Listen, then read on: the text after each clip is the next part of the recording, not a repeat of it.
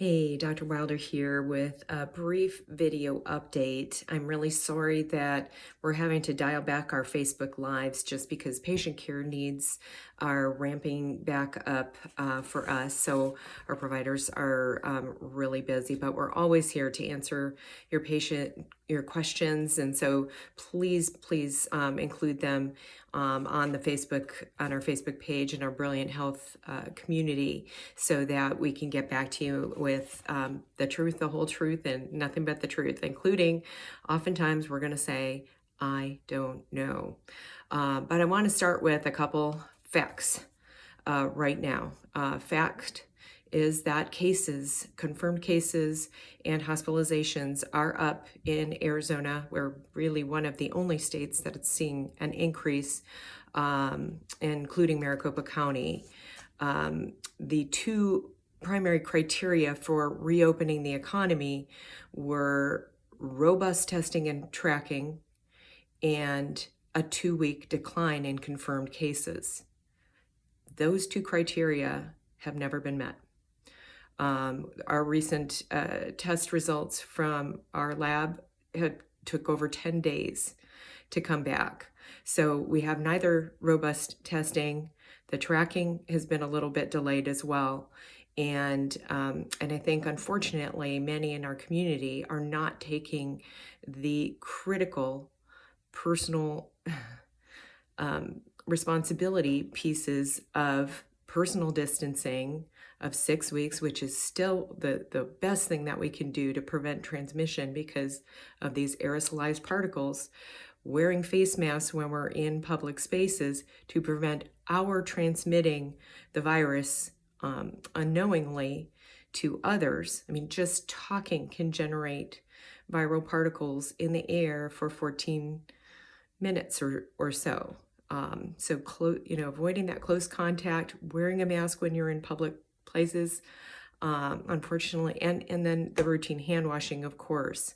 Sanitizing of surfaces also helpful, but we know that aerosol transmission is much more robust way to spread this virus than from touching surfaces. Another fact is that hydroxychloroquine and chloroquine have not been proven effective in either treatment or prevention of COVID-19 disease and have been shown to have significant adverse cardiovascular effects, increased mortality risk in several patient groups studied, and so there are significant concerns about using this. We strongly recommend that anyone interested in taking these do so only under strict medical guidance. I would require an EKG. I would also require potentially genetic testing for a couple things to determine whether this is a safe drug for you, especially in combination with things like azithromycin, which is an antibacterial. It is not an antiviral medication, and also can cause QT interval prolongation, which those other two drugs do as well, and can result in sudden cardiac death being your side effect. So please be cautious about use of those things and only use them under very close medical guidance. I also encourage everyone to look at the WHO Mythbuster site to understand myths about coronavirus that, as we're learning more as we go along, have been disproven, such as drinking alcohol as being protective or preventive against the virus, or other sanitizers like bleach. These are extremely toxic. Alcohol actually increases your risk of pneumonias, aspiration, and COVID complications. So it is certainly not a medication I would even come close to choosing for this virus. We still don't know whether warm weather will reduce transmission. Unfortunately, given the case increases that we've seen, I don't think that's likely to be the case. I think although our hospital capacity is good, we are likely to see a rebound surge in cases, unfortunately. Interesting studies out of University of Texas looking at 58 cities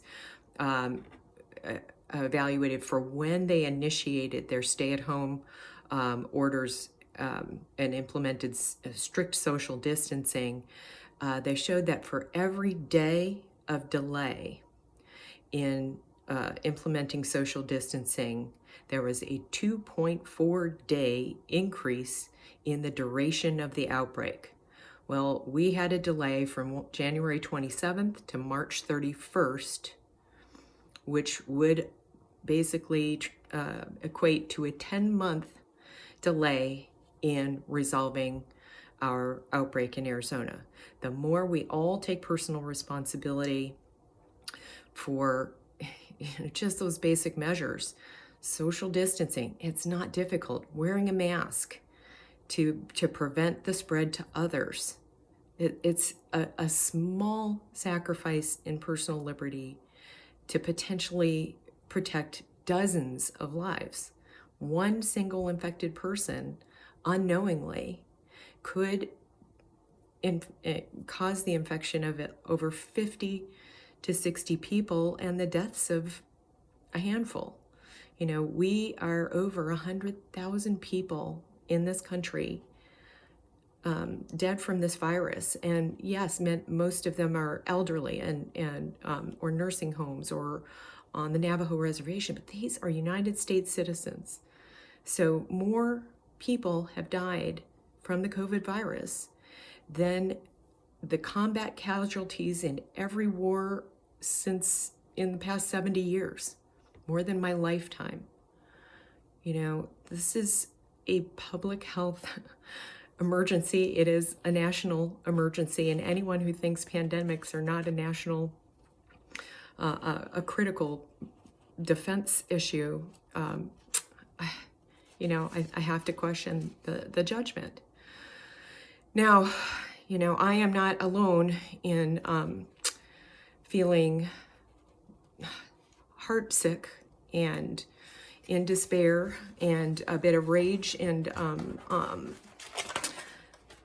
fear about the state of the country. And we're certainly feeling that from our patients, and many are suffering in a variety of different ways. We feel it for our staff, for the world. You know, we have a lot of healing to do in this country. And, you know, first and foremost, we need to remember there is no liberty without civility. There is no liberty without civility. Violence fails every time. What you push against will push back harder. So we need to learn to temper that rage, that appropriate rage, into constructive work. And that involves listening. That involves listening not only to the communities who have been so unfairly targeted forever, but it also involves listening to the perpetrator, listening to the police, and understand where that conditioning comes from, understand the emotional toll of dealing with drug lords and crime-ridden communities and being under attack. You know, I know from caring for soldiers coming back from Afghanistan that once you've been under that attack for a short period of time, all of a sudden, everyone who looks like that attacker becomes your enemy. We are very wired for personal defense, and that fear is the root of most hatred. So I love, you know, the quotes of Mother Teresa, and she said, you know, if you're going to invite me to an anti-war rally, I won't attend. But if you hold a pro-peace rally, invite me. Our words and our mindsets and our thought processes need to shift positive. She also said, if you judge people, you have no room to love them.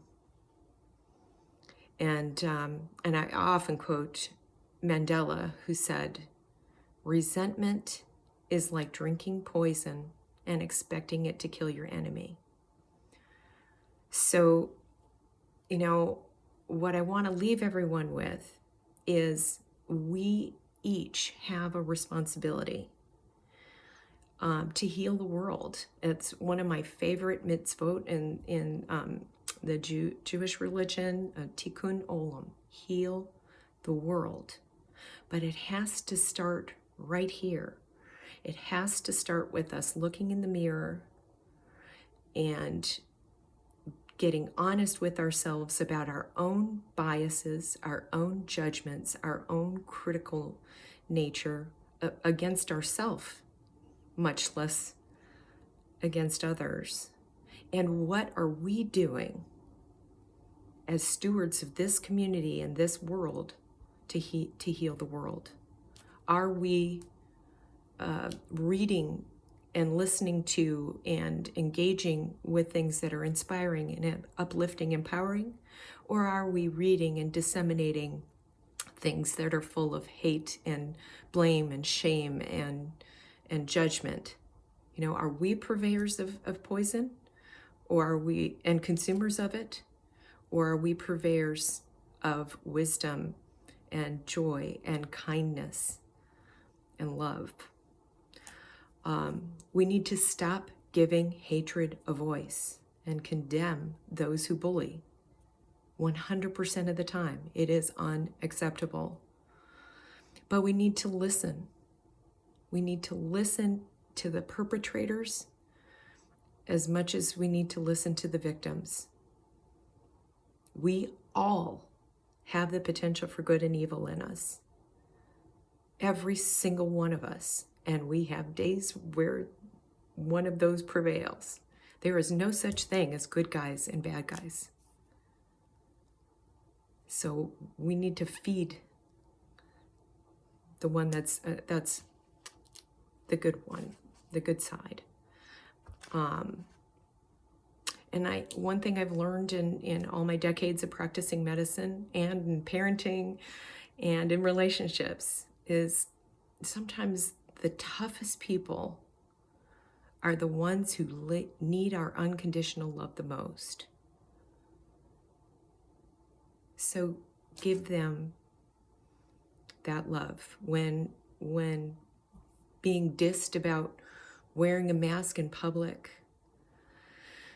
my gut reaction is anger and hurt. But my response, I choose my response. And it will be, I wear this mask to protect you and your loved ones, and I wish you well. So I pray for everybody right now, and I appreciate all the support that we've had from our patient community and our Facebook community. And please go forth and heal the world. And we'll see you next week. We will do a Facebook Live next week, but send us your questions. And thank you for being there with us.